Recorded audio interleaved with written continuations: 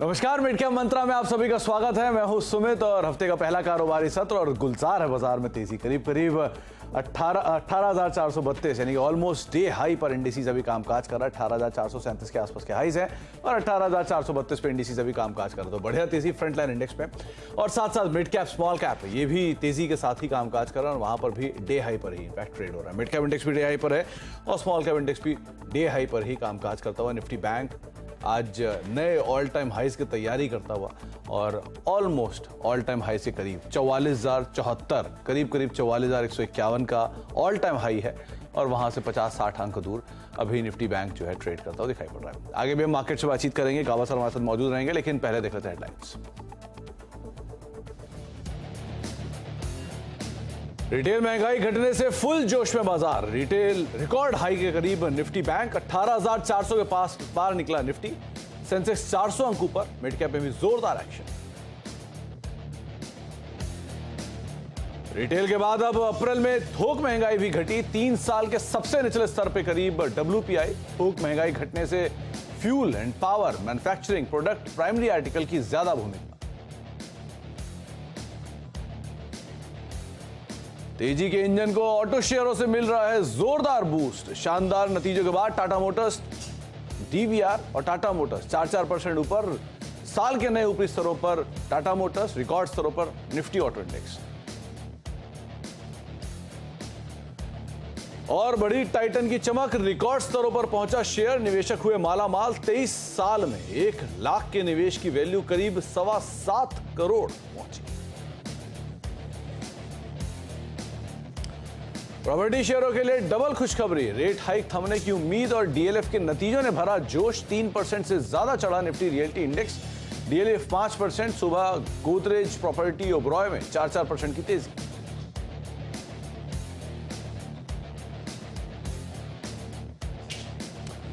और अनुमान से अच्छे नतीजों से दौड़ा कोलगेट। उम्मीद से बेहतर रहा मुनाफा और मार्जिन का आंकड़ा। FMCG स्पेस में डाबर, गोदरेज, कंज्यूमर, HUL जैसे शेयरों में भी अच्छी खरीदारी।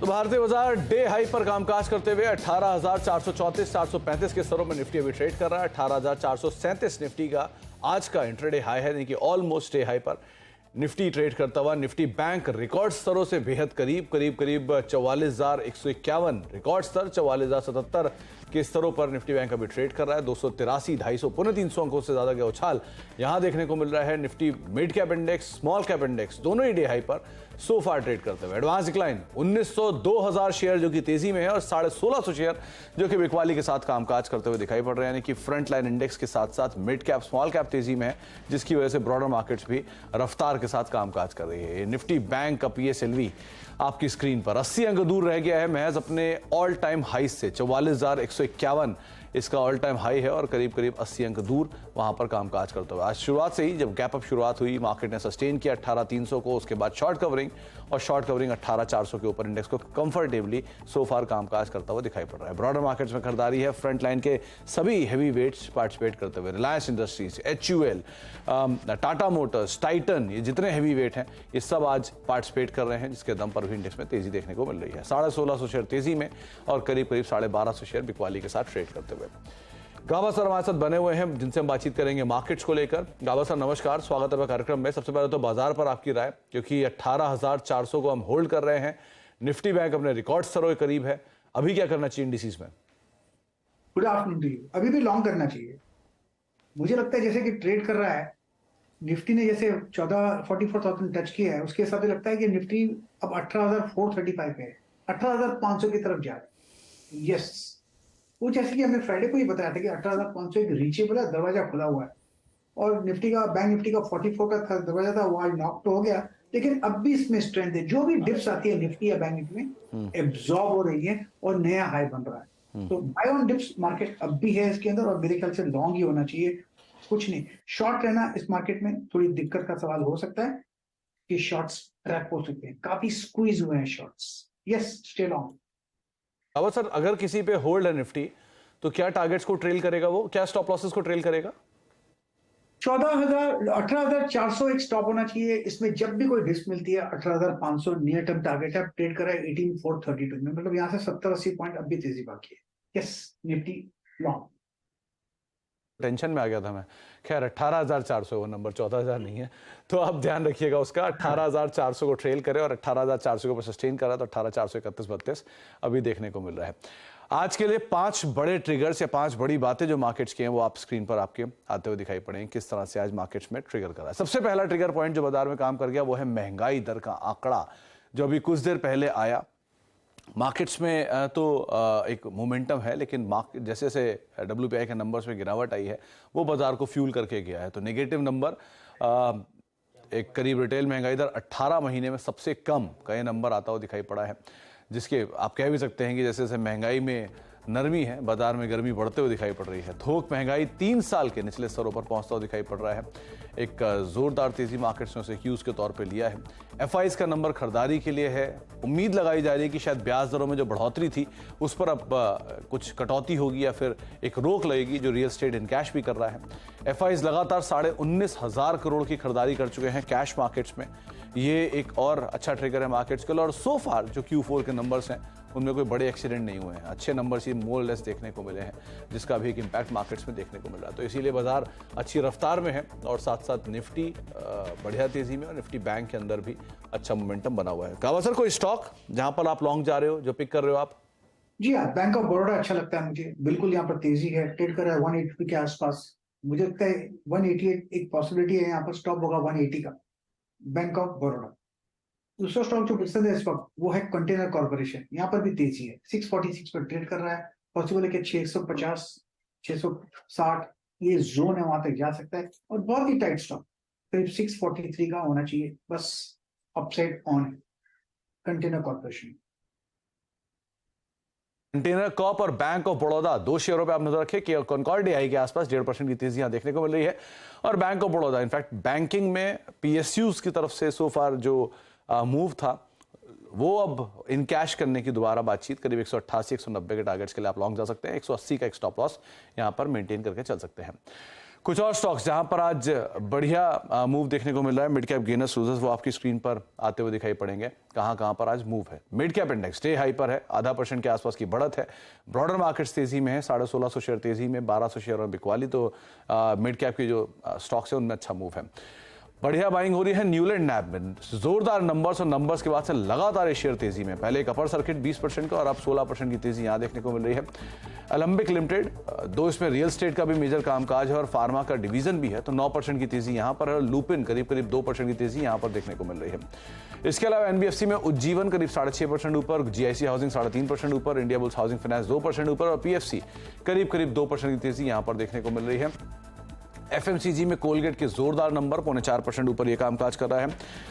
2.5% 3% ऊपर डाबर है, गोदरेज कंज्यूमर 1.5% ऊपर है, यूनाइटेड स्पिरिट्स करीब 1.5% की तेजी यहां पर देखने को मिल रही है।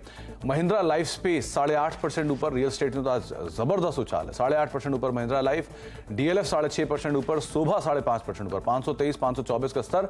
गोदरेज प्रॉपर्टीज करीब 5% की तेजी और 1400 रुपए के स्तरों पर यह भी कामकाज करता हुआ दिखाई पड़ रहा है। मिड कैप के कुछ चढ़ने वाले शेयरों में शांति गियर 10% ऊपर, जेंसार नंबर्स के बाद आज फिर 10% ऊपर, एलगी करीब 8% ऊपर, जी शिपिंग 7% की शानदार तेजी यहां पर आते हुए दिखाई पड़ रही है। गिरने वाले शेयरों में इडलवाइस, एजीआई ग्रीन पैक बड़ी तेजी के बाद प्रॉफिट टेकिंग, एनसीसी 3% नीचे और एबीवी नए हाईज बनाने के बाद करीब 2% नीचे, प्रॉफिट टेकिंग यहां पर भी हायर लेवल से आते हुए दिखाई पड़ रही है। इन शेयरों पर हम आगे बातचीत करेंगे, लेकिन एक और स्टॉक आपकी स्क्रीन पर लेकर आइए, वो है टाटा मोटर्स का। आज साल के नए ऊपरी स्तर स्टॉक ने हिट किए हैं और ये तब है जबकि ये शेयर ऑलरेडी बढ़िया तेजी दिखा चुका है। बढ़िया तेजी के बाद इसने आज 3% की तेजी नंबर्स के बाद दिखाई है। इतनी बढ़िया रफ्तार, क्या कह रहे हैं ब्रोकर्स, क्या है ट्रिगर्स, इस पे बातचीत कर लेते हैं। यतिन हमारे साथ मौजूद भी हैं। तो यतिन, टाटा मोटर्स डीवीआर दोनों ही 3 से लेकर 4% ऊपर अभी कामकाज कर रहे हैं और अपने नए हाइस पर ये स्टॉक पहुंच गया है। क्या ट्रिगर्स बन रहे हैं? बिल्कुल। और सुमित, सबसे पहले गुड आफ्टरनून। और बात करें टाटा मोटर्स की, तो ब्रोकरेजेस ने रिजल्ट्स को थम्स अप दिए हैं और मैनेजमेंट की कमेंट्री को थम्स अप दिए हैं। रिजल्ट्स तो ऑब्वियसली काफी डिस्कस हो चुके हैं, लेकिन अगर हम मैनेजमेंट के गाइडेंस की बात करें तो बहुत जबरदस्त दिखाई पड़ रही है, क्योंकि इन्होंने गाइडेंस दिया है कर्ज कम करने का। कंसिस्टेंटली उनकी कर्ज की जो ओवरऑल सिचुएशन है वो इंप्रूव हुई है साल दर साल बेसिस पे Q4 में। और अगर हम JLR की बात करें तो 2 बिलियन पाउंड के फ्री कैश फ्लो की बात कर रहे हैं। 3 बिलियन पाउंड्स की एडिशनल केपेक्स की बात कर रहे हैं, जहां इलेक्ट्रिक व्हीकल्स में भी कंपनी अपना बड़ा केपेक्स करेगी। प्रोडक्शन और डिमांड काफी अच्छा है, और अगर हम डिमांड की बात करें तो जेएलआर की ऑर्डर बुक भी काफी हेल्दी दिखाई दे रही है। इनफैक्ट अगर हम मार्जिन्स की बात करें तो यहां भी इनको लगता है कि मार्जिन्स इंप्रूव हो सकता है। तो कहीं ना कहीं मैनेजमेंट के अच्छे गाइडेंस के बाद, खास करके जो गाइडेंस है डेट को लेके, मार्जिन्स को लेके और फ्री कैश फ्लो को लेके, उसको लेके बाजार एक्साइटेड है। ब्रोकरेजेस की माने तो यहाँ गोल्डमैन सैक्स ने अपना टारगेट 50 रुपए से बढ़ा के 600 रुपए कर दिया है। सीएलएसए ने टारगेट लगभग 80 रुपए से बढ़ा के 624 रुपए कर दिया। नोमुरा ने भी अपना टारगेट 110 रुपए से बढ़ा दिया और 610 रुपए कर दिया। तो अक्रॉस द बोर्ड ब्रोकरेजेस ने अपग्रेड किया है, और अच्छे आउटलुक के बाद स्टॉक में भी अच्छी तेजी दिखाई पड़ रही है। तो स्टॉक्स को अपग्रेड तमाम ब्रोकरेज हाउसेस के जो टारगेट्स हैं आपकी स्क्रीन पर, जेफरीज, नमूरा, गोल्डमैन सैक्स, सबकी तरफ से बाय साइड की रेटिंग्स और 600 से 650 रुपए प्लस के टारगेट्स आते हुए दिखाई पड़ रहे हैं। हालांकि न्यूट्रल स्टांस जेपी मॉर्गन की तरफ से करीब 455 रुपए के टारगेट्स के लिए, जो सो फार आज तो गलत एटलीस्ट दिखाई पड़ रहा है। बहुत बहुत शुक्रिया यतिन, ये तमाम डिटेल्स हमसे शेयर करने के लिए। गाबा सर, टाटा मोटर्स क्या करें जिनके पास है, क्योंकि लाइफ हाई से थोड़ा सा दूर है और ईयर हाई पे स्टॉक कामकाज कर रहा है, क्या करना चाहिए यहाँ पे? तो है, शॉर्ट टर्म में थोड़ा स्ट्रेच हो सकता है शॉर्ट टर्म टाइम फ्रेम में, लेकिन ट्रेंड इंटैक्ट है। हाई टाइम फ्रेम में एक फ्रेश सिग्नल जनरेट हुआ है, वो करीब ऑल टाइम हाई पार ही कर ले, मैटर ऑफ टाइम नहीं, मेरे ख्याल से हो ही गया ऑल टाइम हाई, और अपमूव देखेंगे। अब ट्रेड कर रहा है 531 के आसपास, टाटा मोटर 550 की तरफ जा रहा है, मैटर ऑफ टाइम। अगर साइडवेज मूव मिलता है तो एडवांटेज है, बाइंग करना चाहिए। यस, तो बाय करना चाहिए। हो सकता है जो नया ऑल टाइम हाई है वो ब्रीच होता हुआ दिखाई पड़ेगा। आगे भी हम बातचीत करेंगे कुछ और स्टॉक्स को लेकर, लेकिन एक और इंपॉर्टेंट अपडेट भी आपको देते हैं, जहां पर एरोस्पेस और डिफेंस कारोबार से जुड़ी कंपनी हिंदुस्तान एरोनॉटिक्स अब एयरक्राफ्ट लीजिंग कारोबार के अंदर भी उतरने जा रही है। क्या है पूरी खबर, जानने के लिए बातचीत करते हैं रोहन से। रोहन, हिंदुस्तान एरोनॉटिक्स 3000 के ऊपर स्टॉक, 1 लाख करोड़ की मार्केट कैप पार, बढ़िया ट्रिगर्स बनी रहे हैं स्टॉक से रिलेटेड। अब एक ही अपडेट आ रहा है कि ये शायद एयरक्राफ्ट लीजिंग में भी जा सकती है। क्या है अपडेट?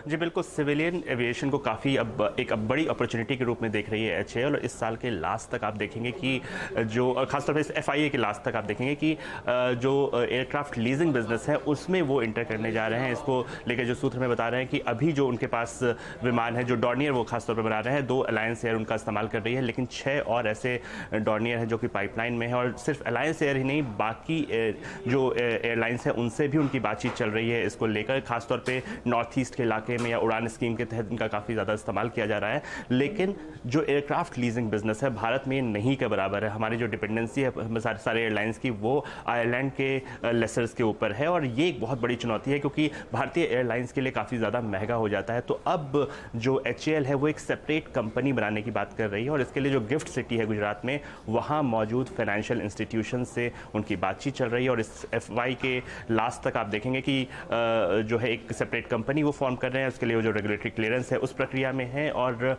एक प्रॉपर लीजिंग कंपनी वो बनाएंगे जो कि सिर्फ डॉर्नियर ही नहीं लीज करेगी बल्कि जो बाकी एयरक्राफ्ट मैन्युफैक्चरर्स हैं उनके विमान को भी लेके भारतीय एयरलाइन जो अलग अलग एयरलाइंस हैं उनको देगी। और इससे जो फायदा होगा एयरलाइंस को कि उन्हें सस्ते में चीज़ें मिलेगी, क्योंकि फिलहाल जो है डॉलर टर्म्स में ट्रांजेक्शन होता है, और भारत में अगर इस तरह की कंपनियां आती हैं तो रुपी टर्म में होगा, जो कि एयरलाइंस के लिए भी सस्ती पड़ेगी। और एक बहुत बड़ा मौका है, जिस तरीके से एविएशन ग्रो कर रहा है, सभी कंपनियों को एयरक्राफ्ट की ज़रूरत है, और जो लेसर है अगर वो भारत में ही रहे तो वो अच्छा है। तो इसलिए एचएएल इस साल के लास्ट तक योजना बना रही है एक अलग लीजिंग कंपनी फॉर्म करने की पार्टनरशिप के तहत।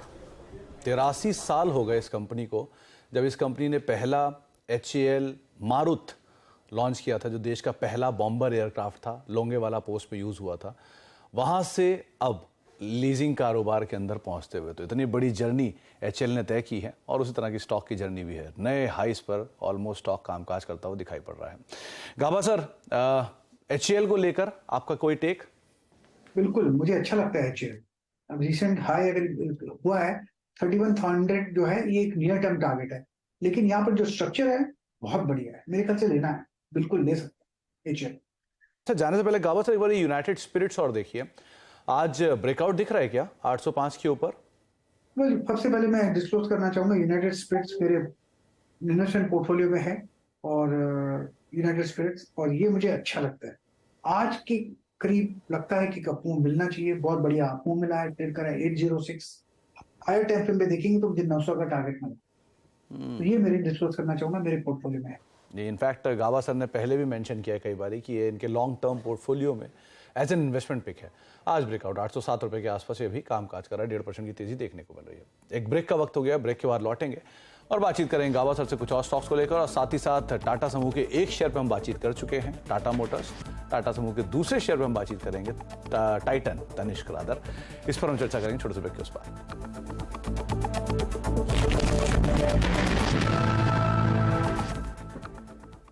Mongia Steel presents Majboot Stocks of the Day.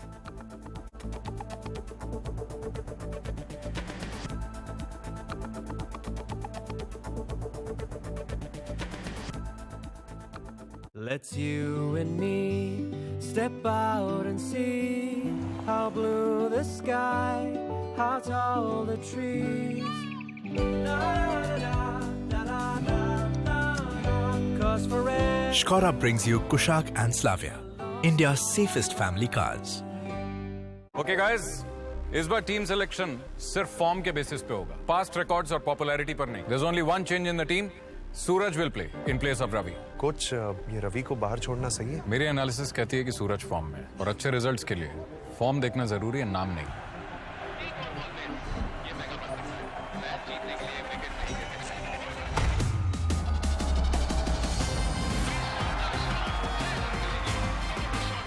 कुछ इसी तरह फॉर्म में प्लेयर सिलेक्ट करने का फंडा इन्वेस्टमेंट में भी है। वेल्थ क्रिएशन के लिए सैमको पेश करता है इंडिया का पहला एक्टिव मोमेंटम फंड, जो स्टॉक सिलेक्ट करे उनके फॉर्म और मोमेंटम पर। आज ही निवेश करें। म्यूचुअल फंड निवेश बाजार के जोखिमों के अधीन है। योजना से जुड़े सभी दस्तावेजों को ध्यान से पढ़ें।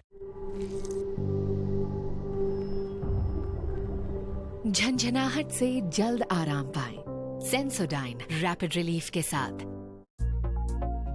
ये स्नैक्स एंजॉय करने का नया तरीका है, स्मार्ट तरीका है।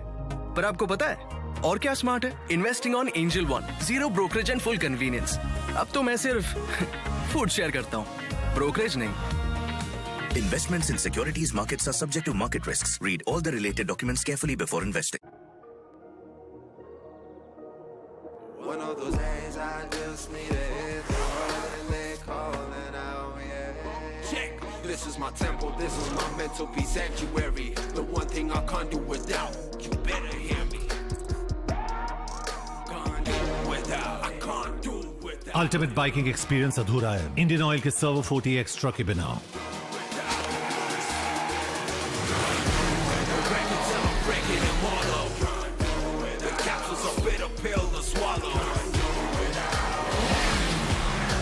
Servo 40 Extra from Indian Oil. Can't do without it. ये मेरी बैटिंग। कल आना। इंतजार शर्मा पे है इंतजार का श्राप। इनका ये श्राप तोड़ा ICICI डायरेक्ट eATM ने। सिर्फ यहाँ स्टॉक बेचने पर पैसे मिलते हैं 5 मिनट में। Investments in securities market are subject to market risks. Read all the related documents carefully before investing. Market के आखिरी 1.5 घंटे का सारा एक्शन आपका वापस 20 डे एक्सपोनेंशियल मूविंग एवरेज है और वो सपोर्ट का काम करेगा मार्केट के लिए। क्लोजिंग बेल बजने से पहले कीजिए जबरदस्त कमाई। वो चीज जो कि कल हमारे हक में थी स्लिप कर रही है हमारे फेवर में। कॉल राइटर्स, पुट राइटर्स पूरी तरीके से हावी हैं। तो यहीं पर हमने देखा है वो अच्छा खासा रुझान खरीदारी का बना है जाने माने एक्सपर्ट्स के साथ। निफ्टी के पैटर्न को देख के लगता है कि बैंक निफ्टी में भी हमें ब्रेकआउट देखने को मिल जाएगा। देखिए कमाई का अड्डा। सास बहू और सेंसेक्स में आप सबका स्वागत। एक धमाकेदार लाइव शो। आज हमको दुबई जाना है, अमरावती, लखनऊ, दरभंगा, बिहार भी। महिलाओं की निवेश से जुड़ी हर क्वेरी का सॉल्यूशन। बिगनर हूँ, इसलिए मेरे पोर्टफोलियो में क्या क्या स्टॉक्स होने चाहिए। 100 शेयर्स है मेरे पास, गोइंग डाउन। इसको रखना चाहिए, बेच देना चाहिए। बेहतरीन इन्वेस्टमेंट आइडिया जाने माने मार्केट एक्सपर्ट्स के साथ। तो मौसम का एक स्टॉप लॉस हमें मेंटेन करना चाहिए, अपनी पोजीशन को होल्ड करें। देखिए सास बहू और सेंसेक्स सिर्फ CNBC आवाज पर।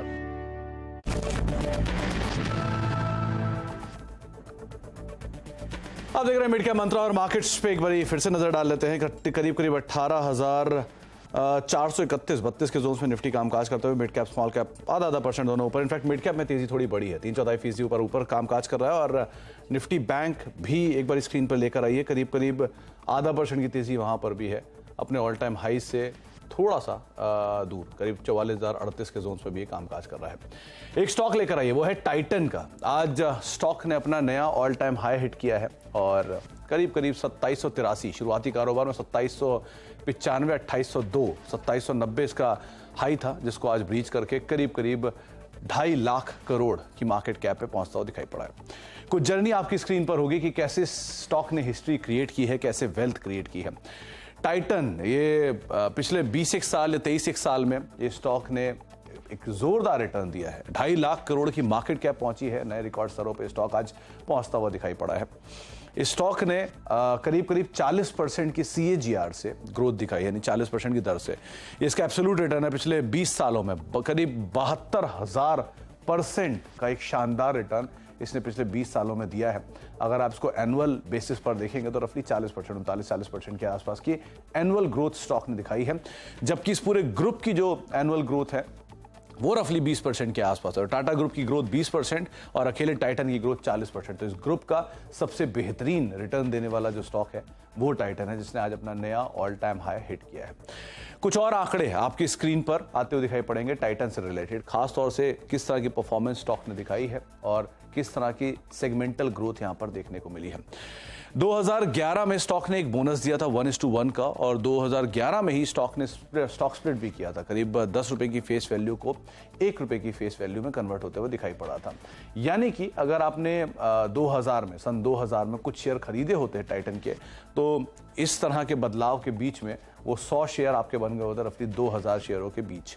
तो एडजस्टमेंट्स तो बहुत सारे हुए हैं, लेकिन उस एडजस्टमेंट के बीच में स्टॉक के जो नंबर ऑफ शेयर्स हैं वो काफ़ी हद तक बढ़ते हुए दिखाई पड़े होंगे। 100 शेयर आपके 2000 के आसपास पहुंच गए, यानी कि टाइटन में जो इन्वेस्टमेंट कहीं आपने किया होगा उस समय पर रफली लाख रुपए, वो आज बन गए होंगे रफली 7-7.5 करोड़ रुपए के आसपास वो पूंजी पहुंचते हुए दिखाई पड़ी होगी। यानी इसका क्वांटम आप बदल भी सकते हैं, लाख को 10,000 कर लीजिए या 1,000 कर लीजिए, लेकिन जो एग्जॉर्बिटेंट गेन है वो आपकी स्क्रीन पर है कि 1 लाख रुपए का इन्वेस्टमेंट आज करीब 7.5 करोड़ रुपए पहुंच गया है। ये 10,000 होता तो 72 लाख या 1,000 होता तो शायद 7 लाख रुपए बनते हुए दिखाई पड़े होते इस ड्यूरेशन के अंदर। टाइटन ऐसा क्यों है? क्योंकि टाइटन की जो ज्वेलरी बिजनेस है उसमें एक बहुत रोबस्ट ग्रोथ है। ये टाइटन का रेवेन्यू है। ज्वेलरी कारोबार से करीब 87-88% के आसपास के रेवेन्यूज आते हैं, घड़ियों से 10% रेवेन्यू आता है, और आई केयर कारोबार से करीब 10% के आसपास का रेवेन्यू आता है। यानी मोटा मोटा आप ये मान के चल सकते हैं कि जो रेवेन्यूज हैं वो इसी मेजर बिजनेस से आता है। रेवेन्यू कारोबार की ग्रोथ, जो ज्वेलरी कारोबार की ग्रोथ है वो आपकी स्क्रीन पर जो 3 डिजिट में एक समय पर होती थी, ये इनफैक्ट पूरा टाइटन का brand, Tanishq, Titan, Fastrack, Mia, Taneira, CaratLane, Skinn, Sonata, ये सब उनके प्रोडक्ट्स हैं। और ज्वेलरी सेगमेंट की जो ग्रोथ है वो 3 डिजिट की थी, 130-134 करोड़ रुपए के आसपास, जो आज करीब 38,000 करोड़ तक पहुंचते हुए दिखाई पड़ी है। तो इस तरह की एक रोबस्ट ग्रोथ कंपनी ने दिखाई है। ये देश की सबसे बड़ी घड़ियों की कंपनी है और दुनिया की 5वीं सबसे बड़ी घड़ियों की कंपनी के तौर पर शुमार है। और अच्छे रेवेन्यू ग्रोथ इसने ना केवल वॉच सेगमेंट से जनरेट किए, बल्कि ज्वेलरी सेगमेंट की तरफ से भी ये अच्छी ग्रोथ जो है आते हुए दिखाई पड़ी है। 1995 में इस तनिष्क की शुरुआत हुई थी, और इंटरेस्टिंग है कि शुरुआती कारोबार में तनिष्क लॉस मेकिंग था, लेकिन 1999 में इस कंपनी ने टर्न अराउंड किया, और टर्न अराउंड के बाद से जो ग्रोथ पकड़ी, उस समय पर 150 करोड़ का रेवेन्यू, आज 38,000 करोड़ का रेवेन्यू बनता हुआ दिखाई पड़ा है।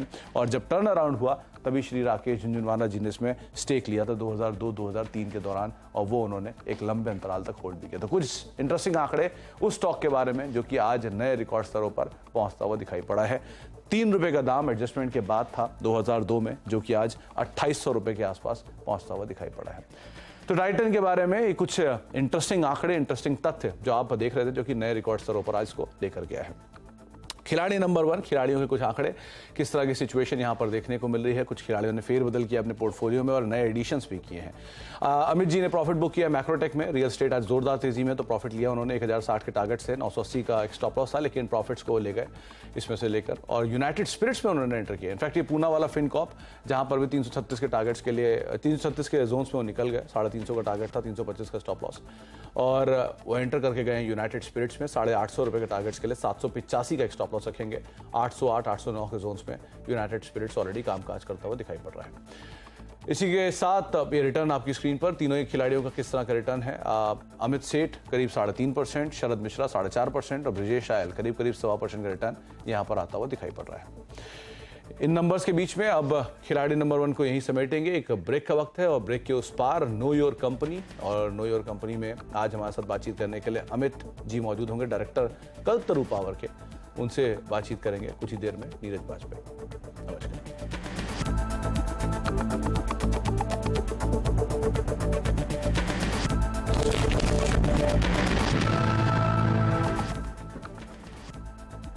Mongia Steel presents Majboot Stocks of the Day.